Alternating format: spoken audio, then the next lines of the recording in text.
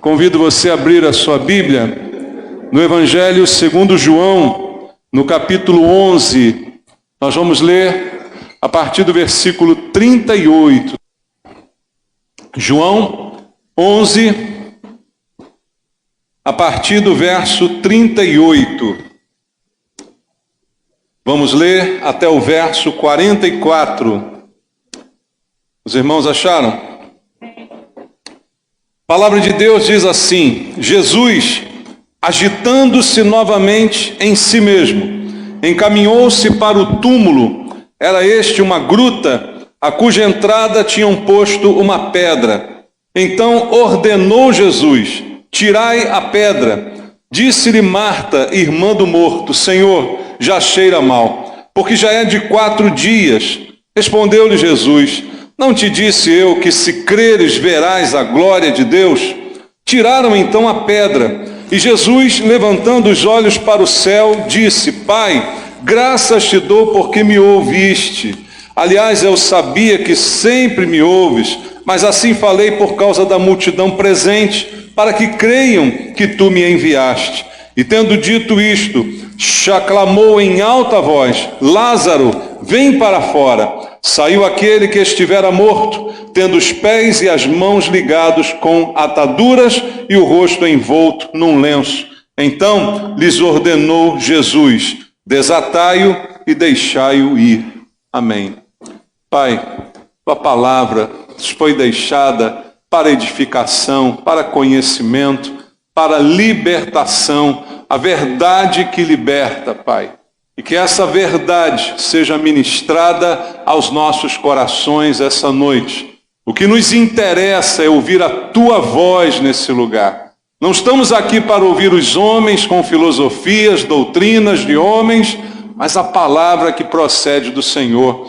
Esta pode nos abençoar, e é essa que nós necessitamos, é o pão que nos alimenta. Por isso te pedimos, fala conosco, pelo teu Espírito, ministra ao nosso Espírito, Senhor, e para isso eu coloco a minha vida em tuas mãos, peço a unção do teu Espírito para que a palavra seja ministrada com poder, e este poder quebre barreiras de entendimento, distrações, e todos nós possamos ouvir a tua voz nesse lugar. É o que eu te peço em nome de Jesus. Amém.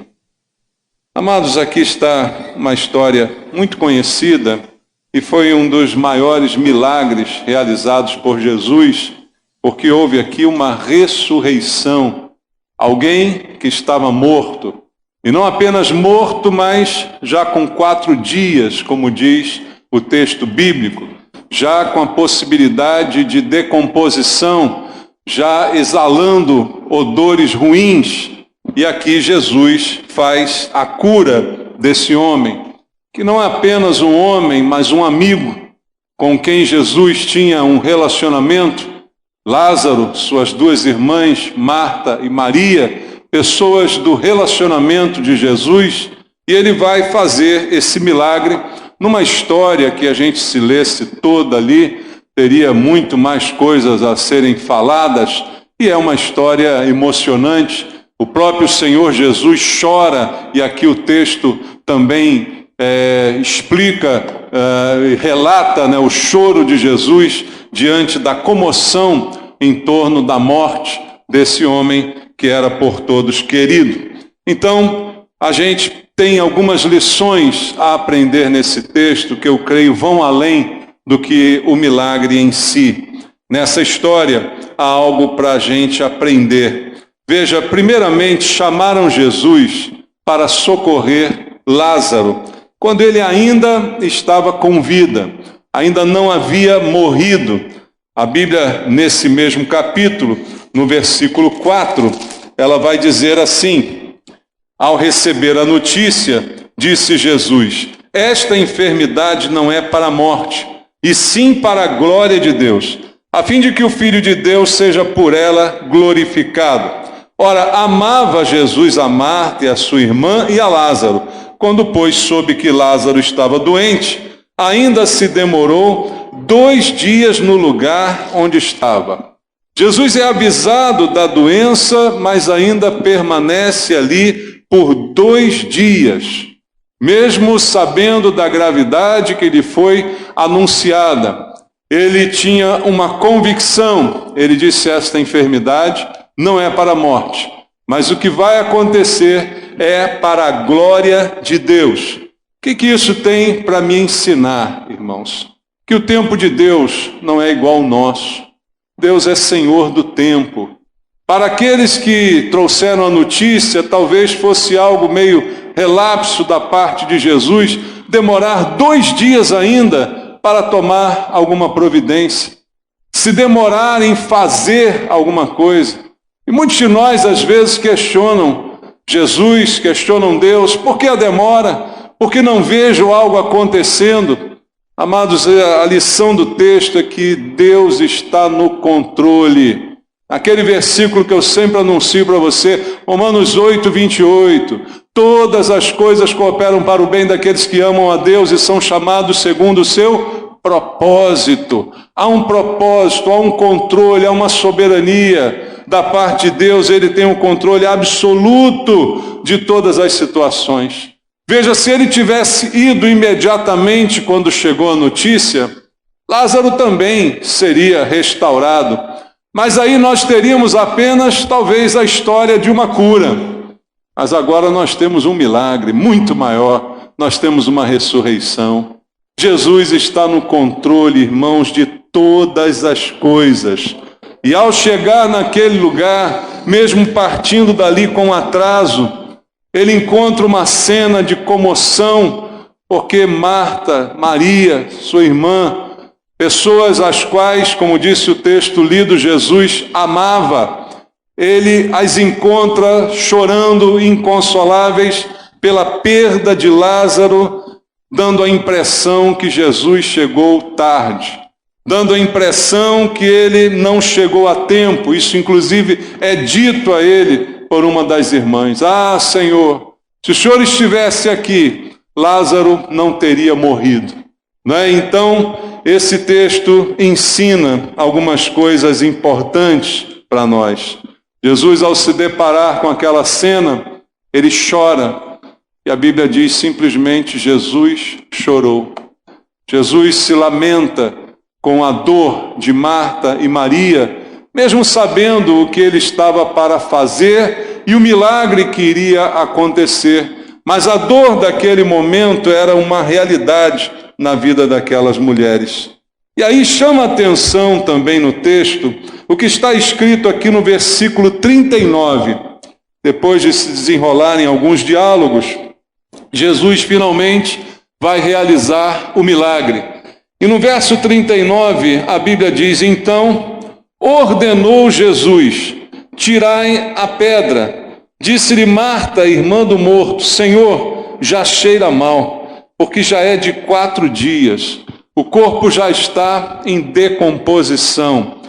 E ali, a palavra de Jesus, antes de tudo, foi: tirem a pedra. Ele vai realizar um milagre, um grande milagre, que é ressuscitar uma pessoa morta, já em estado de decomposição. Algo inimaginável na mente de qualquer pessoa normal. Mas ele manda que as pessoas tirem a pedra. Isso sempre intriga um pouco a gente e nos faz pensar um pouquinho. O que é mais difícil, ressuscitar um morto que cheira mal ou tirar a pedra da frente da porta do túmulo? O que você acha? Você faria o quê? O que você faria nessa história?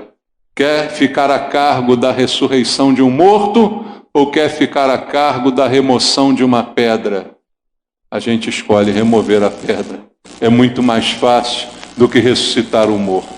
Mas o interessante é que mesmo isso sendo fácil, muito mais fácil, Jesus também não faz essa obra e poderia ter feito tranquilamente. Uma pedra é colocada sobre o túmulo, como era costume, foi também colocada uma pedra no túmulo onde Jesus foi sepultado.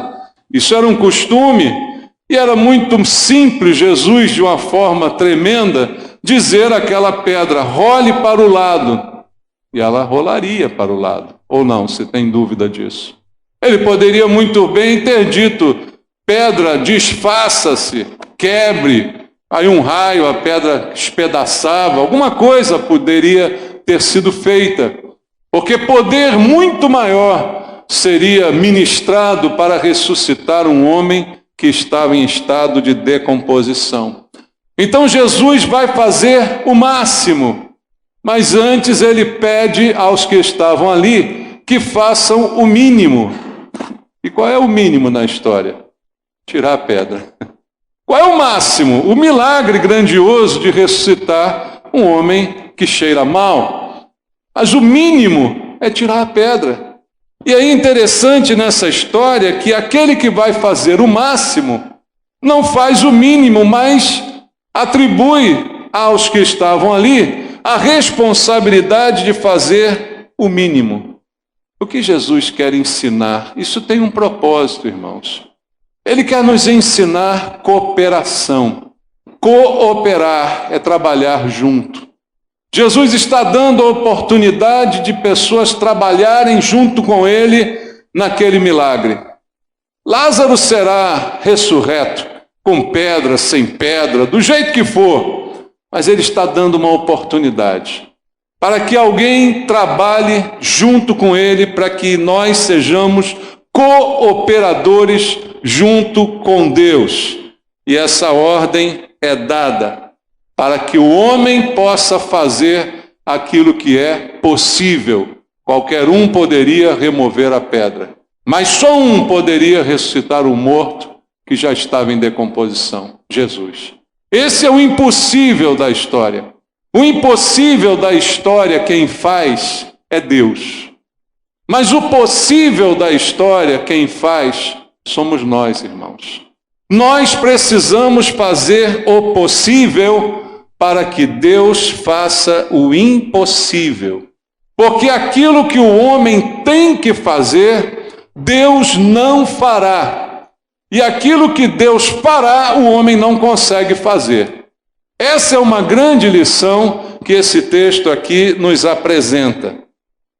A palavra seria proferida por Jesus. Veja, ele ressuscita Lázaro com uma palavra. Ele não vai lá dentro do túmulo, pega o morto, sacode, joga uma água em cima, sei lá, faz um gesto, nada disso. Simplesmente, ao ser removida a pedra, Jesus lança uma palavra. E ele o chama pelo nome e diz: Lázaro, vem para fora. Só isso foi suficiente para que o corpo em decomposição se recompusesse e saísse andando daquele túmulo. Só isso foi necessário, uma palavra. Mas até para que isso aconteça, havia uma pedra no caminho, como diz o poeta, né? No meio do caminho tinha uma pedra. Entre Jesus e Lázaro tinha uma pedra. Para que a palavra chegasse, aquela pedra precisava ser removida. É claro que Jesus podia, com a própria palavra, quebrar a pedra, com a própria palavra, furar a pedra. Tudo isso era possível. Mas ele deixou para nós uma missão. A missão que cabe a nós, que é tirar a pedra. Fazer o que é possível, fazer o que está ao nosso alcance. E algumas pedras precisam ser removidas da nossa vida para que a palavra de Deus faça efeito em nós. E é sobre isso que eu queria falar essa noite. Para que a palavra chegue ao meu e ao seu coração, algumas pedras precisam ser removidas. E não adianta eu pedir a Deus que remova estas pedras, porque esta é a minha parte, essa é a sua parte. A remoção da pedra é a nossa parte. O milagre que eu preciso, que você precisa, é a parte de Deus. Mas para que a palavra chegue provocando o milagre, cumprindo os seus feitos, os desejos, o anseio de Deus, a pedra precisa ser removida para que eu ouça a voz do Senhor e para que o milagre aconteça na minha vida à medida em que essa palavra me influencia. Mas a pedra, eu repito, quem tem que remover sou eu. E que pedras há que às vezes atrapalham o milagre que Deus quer fazer na nossa vida. Quantos de nós passamos semana após semana ouvindo pregação, ouvindo a palavra de Deus, ouvindo coisas que Deus tem falado e tem orientado, mas muitas vezes uma pedra impede que essas coisas realmente caiam no solo bom de um reto coração para produzirem os frutos que Deus deseja. Essa pedra está conosco. E aí entra ano e sai ano e a pedra não é removida, e a mesma palavra poderosa de Deus não faz efeito em um quando faz efeito em outro. Porque um removeu a pedra e o outro continuou com ela. Então, queridos, há algumas pedras que eu separei aqui que nós precisamos remover da nossa vida para que a palavra de Deus faça efeito e produza aquilo que Deus deseja que ela produza na vida de cada um de nós. Há coisas em nós que precisam ressuscitar, mas a palavra tem que chegar. E se há uma pedra impedindo, eu repito, eu é que preciso remover essa pedra. Alguns exemplos bíblicos de pedras que precisam ser removidas. Abra a Bíblia em Êxodo, no capítulo número 2. Aqui há um exemplo muito clássico que pode ser o problema de muita gente, muitos até de nós ou daqueles que ouvem a palavra pela internet. Êxodo capítulo número 2, versículo 11 e versículo 12. O texto diz assim: naqueles dias, sendo Moisés já homem, saiu a seus irmãos e viu os seus labores penosos, e viu que certo egípcio espancava um hebreu, um de seu povo. Olhou de um e de outro lado, e vendo que não havia ali ninguém, matou o egípcio e o escondeu na areia. Quem fez isso aqui foi Moisés, irmãos. Esse pecado de Moisés, foi pecado ou não foi pecado? Matar alguém é pecado? É pecado, né, irmãos? Então ele cometeu um pecado, ele cometeu um erro que vai custar algum peso na sua vida, porque todo pecado, mesmo aquele que é perdoado, ele traz consequências para aquele que o praticou. Pode até ter sido perdoado, mas as consequências permanecem. E esse pecado vai trazer consequências na vida de Moisés. Mas o interessante é a sua reação. Antes de cometer, ele olha para um lado, olha para o outro. Opa, não tem ninguém. Vai lá, mata o egípcio e esconde debaixo da areia. É como a gente diz no mundo, joga para debaixo do tapete, né? Varre a casa, não tem ninguém olhando, a patroa não está, levanta o tapete e joga para ali debaixo. Ninguém viu, ninguém notou, ninguém ficou sabendo, ninguém presenciou. O nome disso é pecado, mas é pecado escondido, é pecado abafado, é um pecado encoberto. Se essa pedra não for removida da nossa vida, não há como a palavra de Deus fazer efeito na gente, irmãos. A pessoa vai ouvir, mas nada vai mudar na sua vida, porque o pecado continua encoberto. A Bíblia lá em Provérbios 28:13 diz que aquele que encobre as suas transgressões jamais prosperará, mas o que as confessa e deixa alcançará misericórdia. A confissão é necessária, a admissão da culpa, a revelação do erro, mas enquanto está escondido, tem aquela falsa sensação de que está tudo bem. Por que está tudo bem? Porque ninguém viu, não tem testemunhas, não foi filmada, as câmeras de segurança não tinham naquela época, né, irmão? Não filmaram Moisés matando o cara. Então está tudo bem, ninguém viu, ninguém ficou sabendo. Mas tem um que viu, tem um que sempre vê, irmãos, do qual a gente não consegue se esconder, porque os olhos do Senhor, diz a Bíblia, estão sobre toda a terra, contemplando os bons e os maus. as boas e as más ações de cada um de nós são contempladas. Moisés olhou para um lado e para o outro e não viu, mas ele esqueceu de Deus, que não está nem de um lado nem do outro. Aquele que está em tudo. Aquele que estava presente nesse momento. E essa sensação de impunidade pode ser boa por algum tempo, mas depois se transforma num peso de culpa, num sentimento ruim que acompanha a pessoa por muito tempo e espiritualmente causa um prejuízo enorme, porque ela fica alheia àquilo que Deus quer fazer na sua vida. Enquanto há um pecado encoberto, enquanto há alguma coisa escondida na nossa vida, não há como a palavra de Deus fazer efeito em nós. E a consequência de um pecado escondido é a tristeza, a falta de paz, o esfriamento espiritual. E essa é a condição que muitas pessoas hoje estão vivendo. Jesus quer dar uma palavra para você ressuscitar. Jesus quer dar uma palavra para você reviver como cristão, como um homem, como uma mulher de Deus, mas tem esse pecado escondido que ninguém sabe, ninguém viu, e que impede, é uma pedra que está ali impedindo a palavra de chegar, e esse Lázaro vir para fora cheio de vida. Então essa pedra, como eu disse aqui no início, tem que ser removida. Mas não adianta você dizer, Senhor, remove a pedra. Porque essa foi a frase de Jesus para as pessoas. Tirai a pedra. Não peça para Jesus fazer o que Ele mandou você fazer. Não peça para Deus fazer o que Ele designou para você fazer.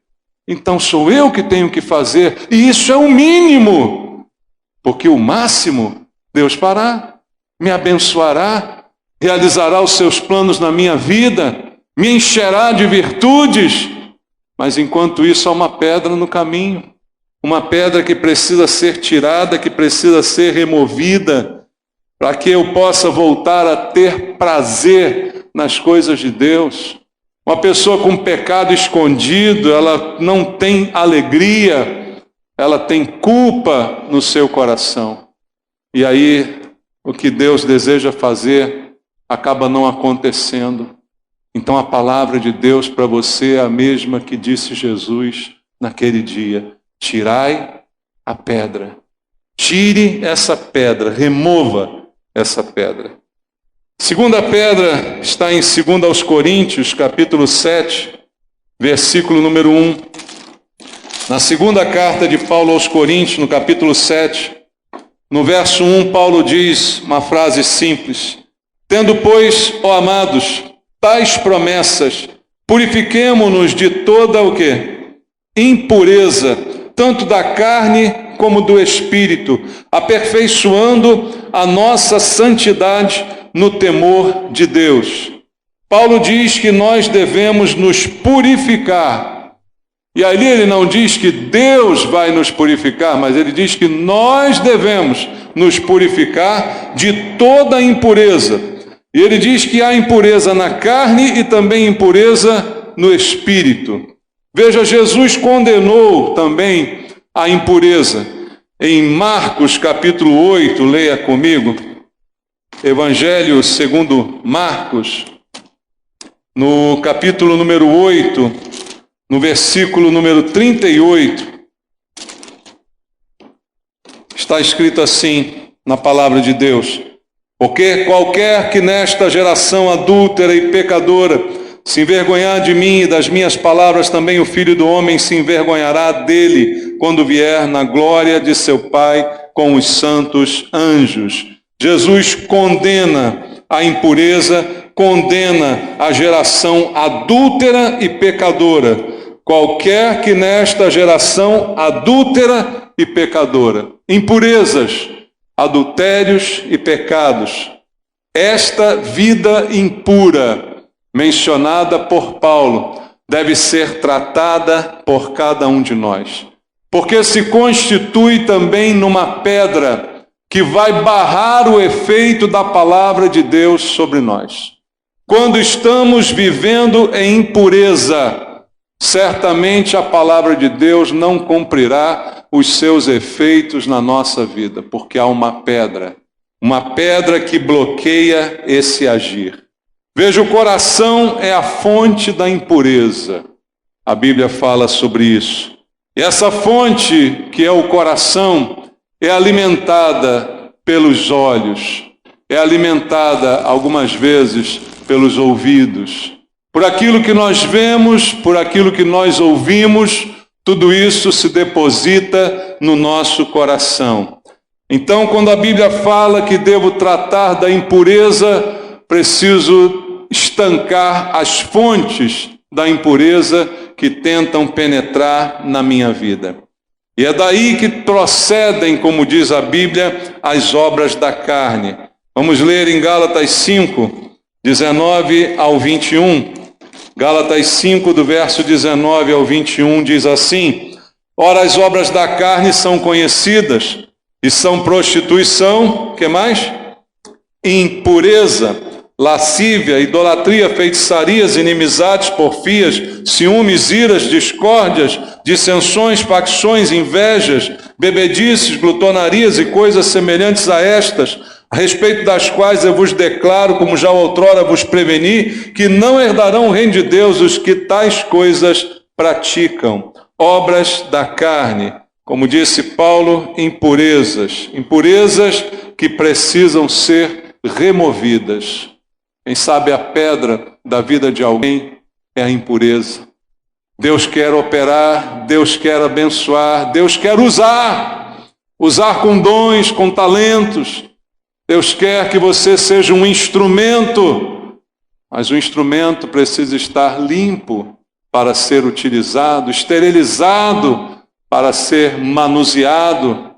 Então a pedra da impureza pode estar impedindo o agir de Deus. E mais uma vez a palavra de Jesus é: tirai a pedra. Quem é que vai tirar? Sou eu. Sou eu que preciso realizar este trabalho. Sou eu que preciso, como diz a Bíblia, aquele que a si mesmo se purificar destes erros. Sou eu mesmo que preciso fazer o mínimo, que é tirar a pedra. E o máximo, que é a bênção sobre a minha vida, Deus fará a sua parte. Mas a parte de cada um é remover a própria pedra. Tirai a pedra, diz o Senhor. Outra pedra que atrapalha está em Hebreus capítulo 12. Leia comigo aí a Bíblia, Hebreus capítulo 12, versículo 15. Ah, que pedra ruim é essa, irmãos. Hebreus capítulo 12, verso 15, diz assim: atentando diligentemente, porque ninguém seja faltoso, separando-se da graça de Deus, nem haja alguma raiz de amargura que brotando vos perturbe, e por meio dela muitos sejam contaminados. Raiz de amargura, citada aqui pelo autor dos Hebreus, uma pedra enorme na nossa vida, que impede tantas coisas boas que Deus quer fazer, que provoca sentimentos tão ruins no nosso coração, coisas que podem minar a nossa alegria, a nossa existência, o nosso relacionamento com as pessoas. Quando permitimos que essa raiz se instale no nosso coração. Por isso o autor de Hebreus diz que não haja alguma raiz de amargura. Ou seja, que eu me oponha a ela, que eu lute contra ela. E se ela vier a se estabelecer, se tornará uma pedra no meu caminho, que eu preciso retirar. Eu não conheço uma pessoa amargurada que seja feliz. Eu não conheço nenhuma pessoa amargurada que durma bem e viva tranquila, que acorde bem. Porque a amargura faz com que eu pense que todos estão contra mim, que o mundo me odeia, que o mundo coopera contra mim. E o pior é que a Bíblia diz que essa raiz de amargura, quando brota, ela contamina aqueles que estão em minha volta. Então é um pecado que atrapalha não só a mim, quanto aos outros, que não tem nada a ver com o meu sentimento. E quantas pessoas amarguradas estão por aí se ferindo e ferindo aos outros, ferindo aqueles que estão próximos e contaminando o ambiente onde chegam, o lugar onde moram, a família, todos os lugares, porque há uma raiz de amargura. E nem deveria ter brotado, eu deveria ter cortado, como diz o ditado, corte o mal pela raiz. Eu não cortei, eu deixei que ela se enraizasse, eu deixei que ela penetrasse, que ela permanecesse ali. E isso faz um estrago na vida da gente, irmãos, que é terrível. E aí Deus quer operar, Deus quer agir, Deus quer abençoar, Deus quer ressuscitar a tua vida, Deus quer te dar alegria de novo. Você diz assim, eu perdi a alegria de viver, eu estou amargurado, porque as pessoas me traíram, porque as pessoas não gostam de mim, porque eu não dou certo na vida. E Deus quer fazer tudo para você melhorar esse semblante, Deus quer fazer tudo para você se tornar uma pessoa melhor. Foi como Deus disse a Caim, antes dele matar Abel: Caim, por que descaiu o teu semblante? Deus não quer ver você de cabeça baixa, com semblante caído, mas tem uma pedra. E essa pedra Deus não vai remover. Esse é o grande problema, irmãos. É como a pedra do túmulo de Lázaro. Lázaro vem para fora, mas antes tirem a pedra. Tirem a pedra do teu coração para eu fazer o milagre. Tire essa amargura que você não devia nem ter deixado ela nascer aí. Mas agora que nasceu, corte essa raiz, elimine isso da tua vida, porque Deus quer operar. E há pessoas para quem você diz, olha, Deus quer te ver bem, Deus quer te ver sorrir, Deus quer fazer uma obra na sua vida, e a pessoa está fechada, amargurada, emburrada, de mal com a vida, de mal com todo mundo. Não vai acontecer. A vontade de Deus, que é te dar alegria, não se concretizará, porque você não faz a sua parte, que é tirar a pedra. Essa amargura não tem direito de estar no seu coração. Ela nunca deveria ter se instalado ali. Mas já que ela se instalou, agora cabe a você tirar de uma vez por todas essa pedra que tem tanto atrapalhado as coisas que Deus quer fazer na tua vida, e a palavra de Deus que já nem mais faz efeito porque você está surdo para ela, porque é uma pedra enorme, barreirando entre você e a palavra que Deus tem ministrado ao seu coração. Outra pedra, siga adiante, a carta de Tiago, no capítulo 3, vamos ler alguns versículos. Primeiro versículo 6, onde ele diz assim, ora, a língua é fogo, é mundo de iniquidade, a língua está situada entre os membros do nosso corpo e contamina o corpo inteiro, e não só põe em chamas toda a carreira da existência humana, como também é posta ela mesma em chamas pelo inferno. E agora no verso 14 ele continua dizendo, se pelo contrário tendes em vosso coração inveja amargurada e sentimento faccioso, nem vos glorieis disso, nem mintais contra a verdade. Esta não é a sabedoria que desce lá do alto, antes é terrena, animal e demoníaca, pois onde há inveja e sentimento faccioso, ali há confusão e toda espécie de coisas ruins. Tiago, falando à igreja, diz aqui da língua, que pode ser muito mal utilizada, e pode tacar fogo em tantas coisas, e quantos incêndios já começaram aí com uma língua afiada. E depois no verso 14 em diante, ele joga uma pá de cal em tudo isso e diz, olha, se você tem inveja amargurada, olha a amargura de novo aí, sentimento faccioso, não se glorie nisso. Esta não é a sabedoria de Deus, ela é terrena, é animal. Ele diz mesmo, é demoníaca. Onde há inveja e sentimento faccioso, ali há confusão e toda espécie de coisas ruins. Se eu pudesse resumir tudo isso numa palavra, eu diria maledicência, não é? Fofoca, invejas e ciúmes e contendas e tantas coisas que estão englobadas aqui, e Paulo chama esse comportamento de demoníaco. E aí a gente pensa que Endemoninhados são apenas aqueles que pulam e se retorcem com as mãos para trás. Mas, segundo Paulo, talvez alguns hajam na igreja que não façam isso, mas que estão com um comportamento demoníaco. O que é um comportamento demoníaco? Você está fazendo o papel do demônio. Já não chega o diabo para atrapalhar a igreja, ainda vem você fazendo o papel do diabo. É isso que Tiago está dizendo, irmãos. É simplesmente isso que ele está falando. É um comportamento demoníaco, porque tem relação com demônios, seria o que demônio faria. Criando invejas, criando confusões, criando contendas, falando mal, língua venenosa, separando amigos, separando casamentos, tudo isso acontecendo. E Deus querendo abençoar a sua vida. E aí, o que resta para aquele que está nessa situação é tirar a pedra. Só você pode tirar essa pedra. Só você pode cuidar da sua língua. Se você quiser que eu cuido também. Eu tenho uma faca. Entendeu? Você bota na tábua e eu corto. Eu resolvo o seu problema. Mas não é isso que Deus quer que aconteça. Deus entregou essa função a você. Cuidar da sua própria língua. Mantenha ela dentro da boca, né? Boca fechada, não entra mosca. Quem sabe isso não é fruto de um coração inquieto?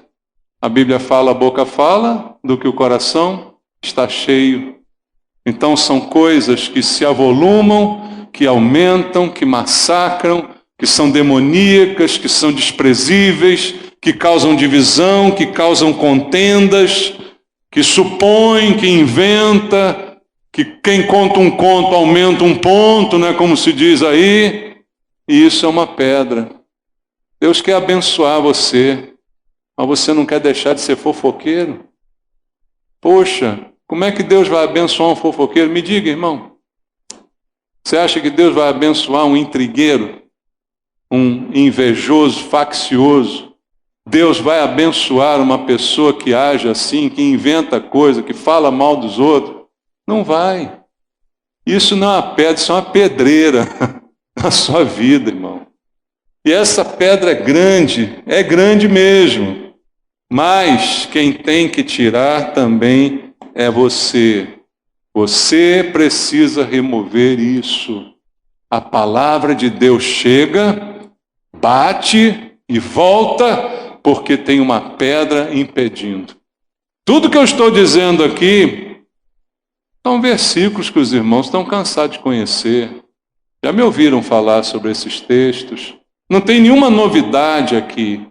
Mas a palavra não faz efeito muitas vezes. Porque bate numa barreira de pedra. Jesus está querendo dizer, ressuscita! E eu não consigo, porque a pedra não deixa. Porque o coração está fechado, porque tudo isso tem acontecido dentro da pessoa. Então a única palavra que eu deixo para você, tirai a pedra. Deus quer te abençoar, tire essa pedra. Deus quer te ressuscitar, tire esta pedra. E para terminar, queridos, num outro assunto não tão menos importante, em Jeremias, no livro do profeta Jeremias, no capítulo número 48, todos nós também conhecemos o versículo muito citado, versículo 10, aonde está escrito, maldito aquele que fizer a obra do Senhor relaxadamente, maldito aquele que retém a sua espada do sangue. Negligência é a palavra aqui, que se torna uma pedra na vida de muitos de nós. Maldito o que fizer a obra do Senhor relaxadamente. Há muitos sentidos que podemos atribuir a essa frase. Um deles, que eu sempre comento aqui na igreja, é que essa pessoa maldita, citada aqui no versículo 10, ela faz a obra do Senhor. Isso é interessante, né? Leia. Maldito aquele que fizer. Ou seja, ele chega a fazer a obra do Senhor. Só que ele a faz relaxadamente. Ele a faz sem zelo, sem cuidado, sem temor, né? Então ele faz, mas faz de qualquer jeito. Então o maldito não é só o que não faz, mas no texto da palavra que estamos lendo, é maldito aquele que faz, só que faz dessa forma negligente. É como aquele que sabe o que deve fazer, mas não faz. Sabe como seria melhor, mas não faz o melhor. Sabe que poderia render um pouco mais, mas não rende. Você lembra das parábolas que Jesus contou sobre isso? Falando dos talentos que foram entregues, que foram confiados, e alguns usaram seus talentos, multiplicaram seus talentos, apresentaram rendimento destes talentos, enquanto outros, com medo, guardaram, esconderam e nada produziram com aquilo que receberam. E a palavra de Jesus foi dura. Assim como é dura essa palavra no verso 10, maldito. Ninguém quer ouvir essa palavra. Você gostaria de ouvir alguém dizer, você é maldito? Coisa ruim, né? Coisa estranha. Mas Jesus deu uma palavra dura também àquele que não multiplicou o seu talento.